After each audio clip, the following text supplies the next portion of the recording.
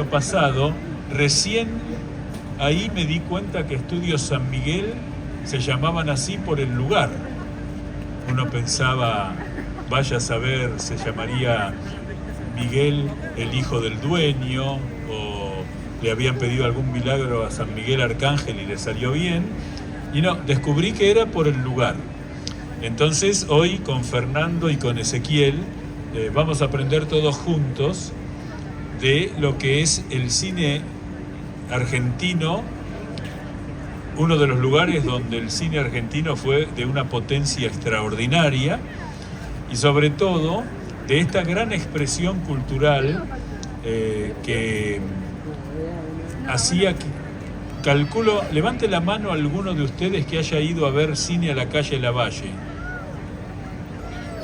Uno iba corriendo a la calle Lavalle, eso demuestra que tienen unos cuantos años además, porque había 20 cines en 3 cuadras, así como hoy tenemos la avenida Corrientes, que es la calle con más teatros abiertos en el mundo.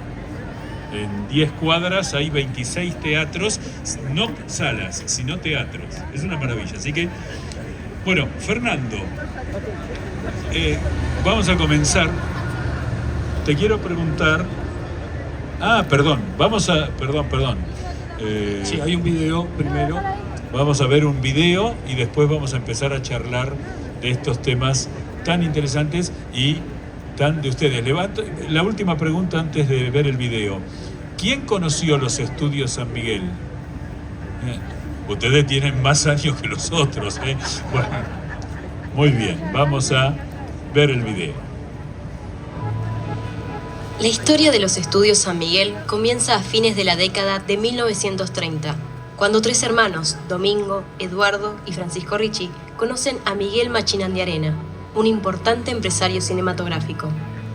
Los hermanos le presentan la idea de hacer un cine enfocado en la religión católica y con estudios semejantes a Metro-Goldwyn-Mayer de Hollywood. ¿Y por qué no hacerlos acá, en Bella Vista? A mediados de 1940 se filmaron 2 producciones de contenido religioso, pero al poco tiempo se generaron diferencias entre los hermanos y el empresario, por lo que Machinandiarena queda a cargo de los estudios. En ese mismo año se filma la película Petróleo, un filme de suspenso, acción y drama. Los estudios iniciaron con una administración y una galería de filmación que se llamaba Galería Número 1. Con el correr de los años se construyeron lo que serían las galerías número 2 y 3, con tecnología de avanzada para esa época en el país, y las escenas de exterior se filmaban ahí mismo fuera de las galerías. Aquí se filmaron películas muy importantes, tales como Su mejor alumno, La dama duende, La guerra gaucha, una de las películas más recordadas, En el viejo Buenos Aires, protagonizada por Libertad Lamarque, Pampa Bárbara, Los isleros, entre otras. Entre 1940 y 1952, los Estudios San Miguel se destacaron no solo a nivel país, sino en Latinoamérica por su avanzado equipo tecnológico. Durante esta época se filmaron 67 películas que fueron un éxito nacional y difundidas por el continente latinoamericano. Lo importante de estos filmes no solo era el equipo audiovisual, sino su capital humano, los vecinos, quienes trabajaron como carpinteros, pintores, yeseros, camarógrafos y fotógrafos, que desde sus roles hicieron al gran cine argentino. Por los estudios pasaron grandes artistas, como Hugo del Carril, Libertad Lamarque, Ángel Magaña, María Duval, Enrique Muiño, Amelia Bence, Carlos Cores, Nelly Darén, Pedro Quartucci, Arturo García Burr y Leonardo Fabio. También directores como Lucas de Mare y Blas Talá.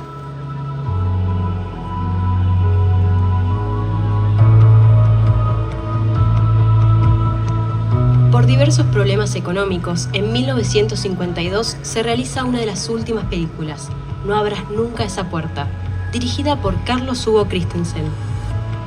Lamentablemente, para 1981, se había tomado la decisión de demoler por completo los estudios, sin dejar rastro físico de lo que un día había sido una de las cunas en la historia del cine argentino.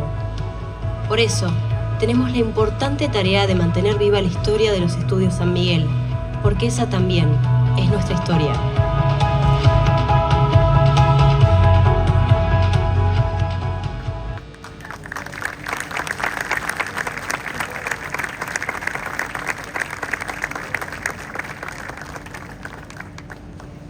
Eran tan buenas las películas que se hacían en esos tiempos que uno terminó pensando que Enrique Muiño no se parecía a Sarmiento, sino al revés. Sarmiento se parecía a Muiño. Fernando, ¿qué significó el cine argentino en la cultura, siendo tan de avanzada, por ejemplo, a nivel regional y con películas que estaban al nivel de las grandes superproducciones del mundo? El cine argentino en realidad comienza siendo de avanzada con la era del cine mudo. Estamos hablando de 1896. Nosotros para 1914 ya tuvimos uno de los primeros largometrajes, Amalia, que fue realmente un éxito impresionante para el cine, al igual que Nobleza Gaucha, otro largometraje importantísimo, la cual, o los cuales, esos dos largometrajes, son los que dan inicios a los estudios cinematográficos. Ahí comienzan los estudios cinematográficos. Nosotros somos pioneros, por ejemplo, no nos vamos a avergonzar, en realizar películas pornográficas en 1907. Somos pioneros en tener la primera mujer dirigiendo cine en la Argentina en 1921. Somos pioneros en muchísimas cosas, por ejemplo, entre otras, en hacer el primer largometraje de dibujos animados, se llamaba El Apóstol, de Quirino Cristiani, en 1917, antes que Walt Disney realizara su primer largometraje de cine. Por lo tanto, la industria cinematográfica, si bien tuvo muchos vaivenes, ¿sí?, algunos políticos, otros económicos, otros por no saber buscar el espacio, digamos, frecuentado por la gente, lo que necesitaba la gente, lo que buscaba precisamente esa identidad de su pueblo, de su ciudad, de su barrio. Si bien tuvimos directores como Ferreira en la época del cine mudo, que se dedicó a fotografiar y filmar todo el Riachuelo, luego hubo periodos donde nos alejamos de lo nacionalista y, por ejemplo, comenzaron a actuar libros extranjeros, libretos extranjeros. Y acá, por ejemplo, además de La Amada Inmóvil, tuvimos libros como, ahora El Conde de Montecristo, por ejemplo. ¿Qué tenía que ver el Conde de Montecristo con la Argentina? Nada. Pero, sin embargo, tuvimos esas filmaciones. Los primeros dos estudios cinematográficos importantes del cine sonoro a partir de 1933, tengan en cuenta este dato. En el cine mudo argentino se hicieron más de 500 películas. Lamentablemente, si hay 100 películas que se han salvado, es mucho. El resto fue todo a parar a tachos de basuras, otro para hacer peinetones o para hacer taco aguja, porque se usaba el celuloide para ese material. Así que perdimos muchísimo material del cine argentino mudo. Les decía, a partir del cine sonoro hubo dos empresas que se disputaron, en realidad eran tres, pero dos empresas fuertes que se disputaron la paternidad del cine sonoro o la creación del gran cine argentino, que fue Lumiton y Argentina Sonofilm. El primero con Los Tres Berretines, una obra que tenía que ver con el teatro, era una obra ya de Muiño y Alippi muy consagrada, y la otra Tango, que tenía que ver con la familia Mentasti, y hizo una especie de cabalgata musical donde aparecía Susana Maizán, Libertad Lamarque, Tita Merelo, Hugo del Carril, Pepe Arias, estaba Luis Andrini. Luis Andrini comenzó con las dos películas sonoras argentinas, tanto con Los Tres Berretines como con Tango. Y así fue aumentando y mejorando, digamos, la calidad cinematográfica hasta llegar en los estudios Mentasti. Primero fueron los de Lumiton, 1932, y en el 37 los de Argentina Sonofilm, junto con los de San Miguel. Les decía que entonces Mentasti tiene un gran éxito que se llama Riachuelo, donde explota precisamente la faz cómica de Luis Andrini. Esa película muy incipiente, muy rudimentaria, por decirlo de algún modo, que tenía que ver con el Riachuelo de Buenos Aires, llegó a tener más tiempo en cartelera y recuperar más dinero que Lo que el viento se llevó. Fue una gran, importante película argentina. En los pueblos, Rojas, Salto, etc., la gente ya estaba cansada porque cuando no aparecía algún estreno, enseguida se subía a Riachuelo o alguna película de esa de Sandrini. Una pregunta, ¿no? Esa película se conserva. Esa película, por suerte, los estudios de Argentina Sonofilm son los únicos que actualmente, en realidad la productora, los estudios no están más, pero la productora es la única que se conserva como industrializada aquí en la Argentina. Porque qué interesante pensar que lo que el viento se llevó lo siguen pasando, ¿eh? Uno hace zapping y se cruza con... Bueno, olvídate Riachuelo, no la vas a ver no proyectada. ¿No? Es decir, fíjense lo precario que era el cine en esa época, que en Riachuelo se necesitaba que Sandrini tuviese un canario. Tuvieron que agarrar un jilguero era. Tuvieron que agarrar no era un jilguero, está bien, en la jaula un jilguero, pero un gorrión, y lo pintaron de amarillo para poder tenerlo en la película. Se hacían esas cosas, era realmente muy quijotesco. bien. Bueno, Ezequiel, ¿cuándo nacen, ya vimos en el video, cuándo nacen los estudios San Miguel? Y la pregunta es, algo que en estos días tiene mucha actualidad, ¿la gente veía cine? ¿Por eso nace más adelante, después de los otros dos grandes estudios, los estudios San Miguel? Bueno, en esa época, bueno, como muy bien comentaba Fernando, el cine argentino estaba en su máximo apogeo y el cine, bueno, era el medio de comunicación más fuerte, digamos, ¿no? Los estudios San Miguel son construidos el 22 de mayo de 1937 en las calles de lo que hoy es Aconcagua y Moine. Se coloca la piedra fundamental, como bueno, vimos en este video de 3 minutos.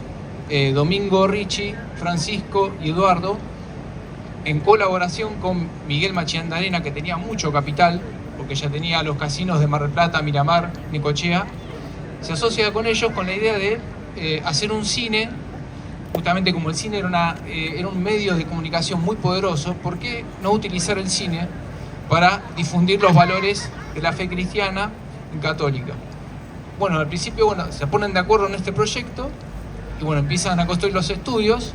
Se trae todo el equipamiento desde Estados Unidos, todo el equipamiento de sonido de RCA que se trajo a principios de 1938.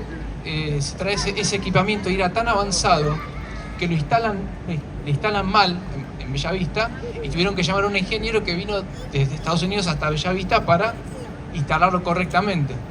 Así bueno, y bueno, era tan avanzado la tecnología que bueno, que después justamente, como me decía Fernando hoy, antes de empezar la charla, siempre se vio en San Miguel la calidad del sonido y de la imagen, ¿no? Bueno, siempre San Miguel buscó esa calidad en sus producciones. Ahora quiero hacerlos participar a ustedes. ¿Quién vio su mejor alumno? Bueno, ahora llegan a casa, prenden la computadora, YouTube, su mejor alumno. Es una de las películas históricas más extraordinarias. Es una lástima que no se la pasen las escuelas, porque en 1 hora y media se explica lo que fue la vida de Domingo Faustino Sarmiento, y se lo explica de una forma magnífica. Sí, sí. ¿No? Además tiene una de las mejores batallas reconstruidas por el cine argentino.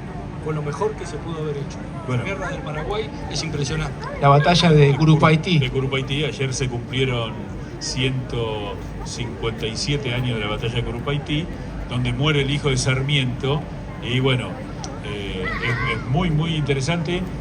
Vamos a ir tirándole tópicos a nuestros amigos para... Llegan a casa, a las 5 de la mañana hay que dejar de mirar la computadora, pero llegan a casa, su mejor alumno, ahí también a Lucas de Mare lo acompaña en el guión Homero Mansi. Es decir, Homero Mansi, que lo tenemos en el tango, lo tenemos en el casillero del tango, fue un extraordinario guionista que trabajó aquí, en los estudios San Miguel. Fernando, Sí. De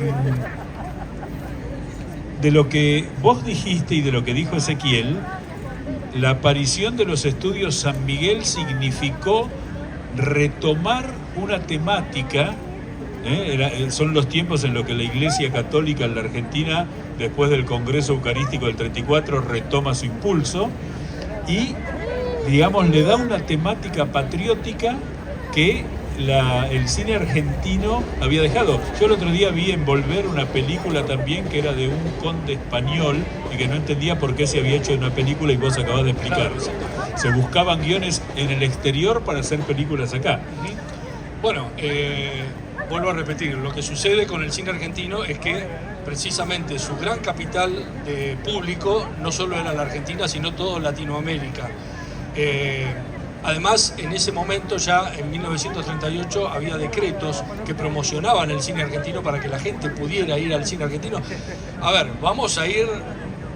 Los chicos no lo van a entender esto, pero en 1938 una entrada al cine salía 10 centavos. Sí, hoy no hay moneda de 10 centavos. Una entrada al cine 10 centavos. Que a su vez, ustedes iban al cine y era continuado. Se podía ver 3 películas por 10 centavos. Yo llegué a ver 2 películas nada más. 3 no, hasta 2 llegué. Bueno, yo llegué a ver 3, lo cual marca quién es el más viejo de la mesa, ¿no? Así que...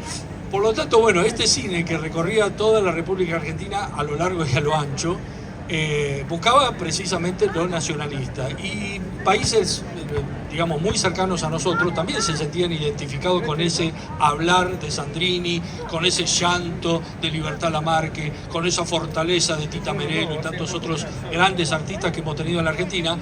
Por lo tanto, primero fue muy nacionalista los guiones. Luego ingresamos al Star System, que fue un periodo corto. ¿Qué es el Star System? Las grandes estrellas. Entonces, los estudios querían tenerlo a Sandrini, querían tener a Libertad Lamarque, a Nini Marshall, se esforzaban por tener a esos personajes que muchas veces los libretistas tenían que argumentar en base al personaje del actor. Hubo grandes guionistas, muy buenos guionistas, bueno, Petit de Murat, muchísimos, que lamentablemente después también los estudios se fueron agarrando de esos guionistas y los forzaron a escribir cosas que después ya no tenían la validez y la fuerza que tuvo La Guerra Gaucha, Pampa Bárbara y tantas otras, Su Mejor Alumno y tantas otras obras. Y ahí es donde comenzó la decadencia. Y después, no vamos a entrar en política, comenzó otro periodo con una fuerte campaña publicitaria en el cine a partir de 1945, con mucho fomento para aquellas películas que incitaran a la gente a ver el progreso y la gran fuerza que estaba impulsando, porque realmente el gobierno peronista volvió a a impulsar la Argentina después de una Segunda Guerra Mundial, con muchos incentivos hacia el cine. Pero, lamentablemente, esos incentivos cerraron las puertas a las películas extranjeras.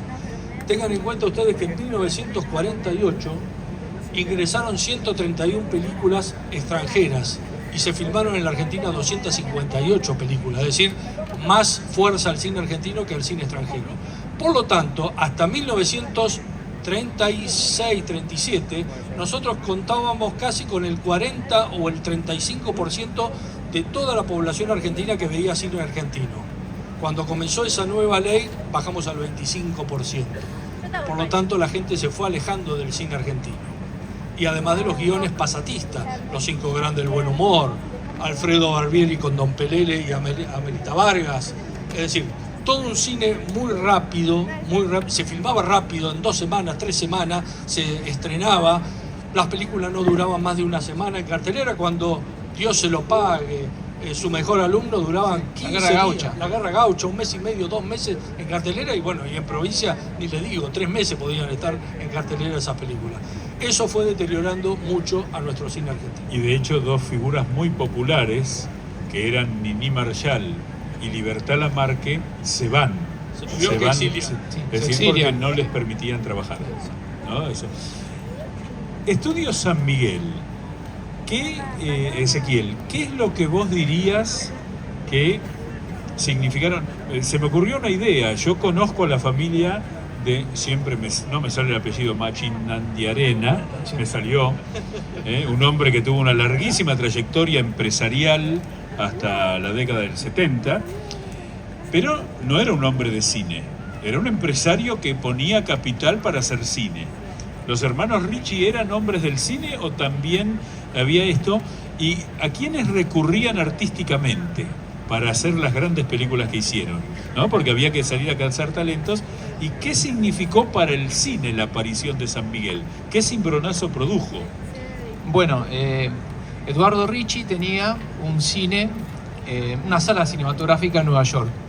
Ah, Y pasaba acá nomás, Sí. se tomaba el tren. Y pasaba cine francés.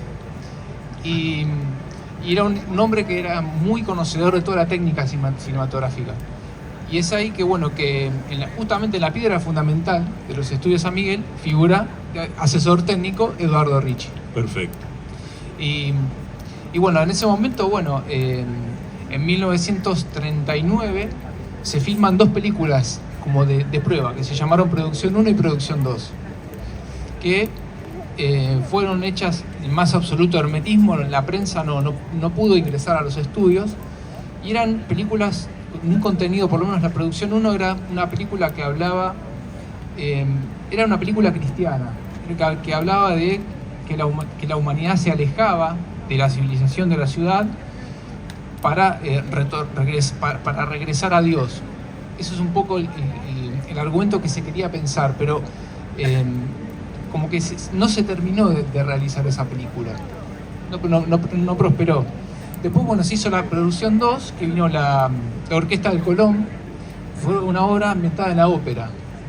Y estuvo una soprano, Amanda Cetera, y, bueno, no me acuerdo el otro, el tenor, Pedro Mirazú, que también ya era un tenor bastante de experiencia. Esto que acabas de contar, los que peinan canas van a recordarlo. En las parroquias se publicaban revistas que pertenecían a la buena prensa, y en la mayoría de las parroquias católicas había cine. Es decir, los chicos no iban a la acción católica, iban al cine en la parroquia. Y esto tiene que ver con que había un mercado para eso, ¿no? Sí. Es decir, Y los sacerdotes muchas veces indicaban a su gente, ¿no?, cuál era la categoría de la película, si era permitida para verse o no. Y yo recuerdo, por ejemplo, una película que estaba prohibida, o no sé si prohibida, estaba no sugerida. no sugerida, se llamaba Casamiento en Buenos Aires. No sé si ustedes la recordarán, es una trilogía de películas que hace Niní Marshall con Enrique Serrano: Casamiento en Buenos Aires, Divorcio en Montevideo, Luna de Miel en Río. Y en esta película iban en viaje, en barco, y entonces Niní Marshall Catita se queda a solas con Enrique Serrano, y por la cual se prohibió, digamos, esa película, es porque Enrique Serrano le dice al fin solo: me vas a poder dar un ósculo. Sí. Sí, yo entiendo que repito que es una maravilla ver tanta gente joven aquí. Hay cosas que llaman la atención. Los 10 centavos de la entrada al cine, había muchos chicos que iban a la escuela, los papás le daban los 10 centavos para el tranvía y se iban caminando hasta la escuela y volvían caminando para cuando tenían la escapada, en vez de ir a jugar a la pelota, iban al cine e iban a ver la película.